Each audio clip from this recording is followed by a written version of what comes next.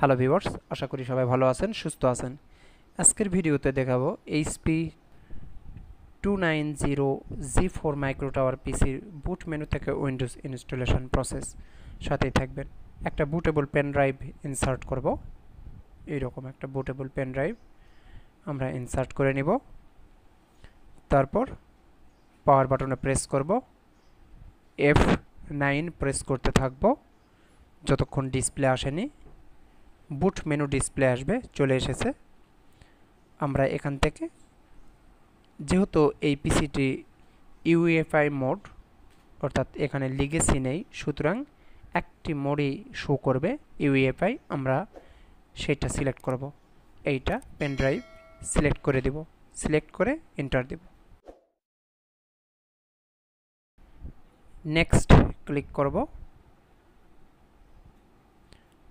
Install নাও।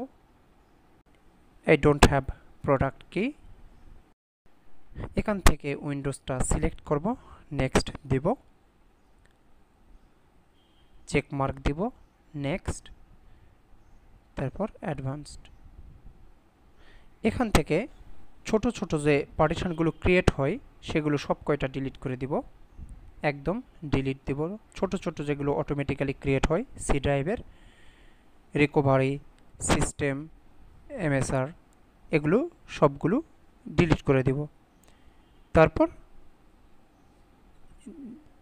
এখানে create করব, সবগুলো আবার ক্রিয়েট হয়ে যাবে। আমরা এইটা ফরম্যাট দিয়ে নিব, মূল যে সি ড্রাইভটি সেটা ফরম্যাট দিয়ে নিব।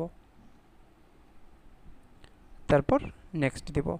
রিস্টার্ট হওয়ার সময় আমরা অবশ্যই পেন ড্রাইভটি খুলে নিব, কারণ আমরা জানি না যে বায়োস সেটআপে ফার্স্ট বুট প্রায়োরিটিতে এসএসডি আছে নাকি পেন ড্রাইভ আছে। এই জন্য আমরা পেন ড্রাইভ খুলে নিব রিস্টার্ট হওয়ার সাথে সাথে।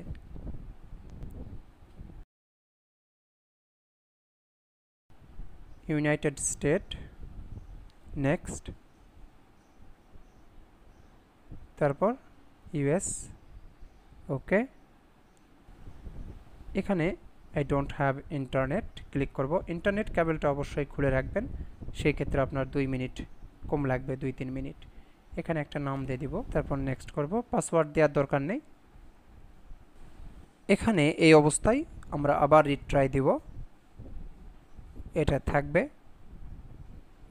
সময় বেশি লাগলে এটা আসে, আমরা রিট্রাই দিব, চলে যাবে ওটা।